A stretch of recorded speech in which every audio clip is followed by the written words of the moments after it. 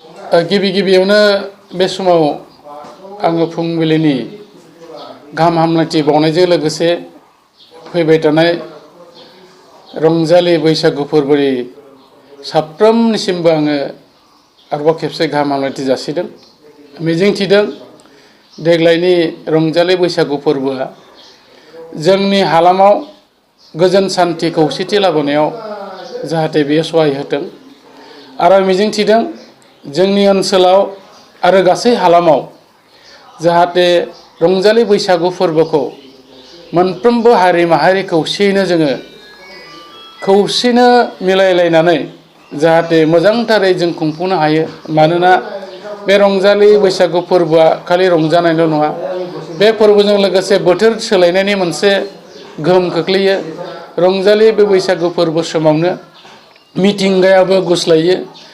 गोजाम बिफांनि जे बिलाइ बेफोरो सिरिनायजों लोगोसे गोदान खिलियो। बेनिखायनो जोङो सुबुं माहारिफोरनावबो मोनसे गोदान साननाय हनाय बे फैयो आरो अबंलावरिया जोंनो फैबाय थानाय गोदान बे रंजालि बैसागुनि गोदान बोसोराव आरोबाव जोंनि गोसोखौ थुलुंगानाय होयो जाहाथे जोङो फैबाय थानाय समखौ मोजांथारैनो बारग'होनो हायो। जे हाबाफोरखौ जोङो थांनाय समफ्राव जोङो मावफुंनो हायाखैमोन आरो जोंनि गेजेराव बेले बेजे दङमोन, बेफोरो जाहाथे गासिबो मोजां मोनसे परिबेसाव फैयो आरो जोंनि साननाया जाहाथे जाफुंसारो।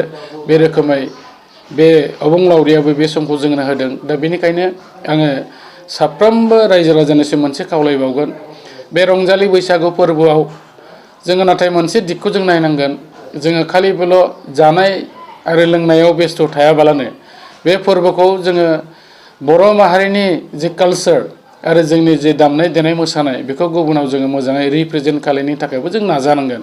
आरो मोनसेखौ जों दिथा होनांगौ, फोरबोनि मुङाव लोंग्लुं जाग्लुं खालायनानै जोङो अजथा जाहाथे एक्सिडेन्ट बा बायदि गाज्रि रोखोम माबाफोर जाथायफ्राव जों गोग्लैनाङा, बेखौबो जाहाथे जोंनि साफ्रोमबो रायजो राजाफ्रा मोजांथारै नोजोर बोयो बेखौ आं खावलायबाय।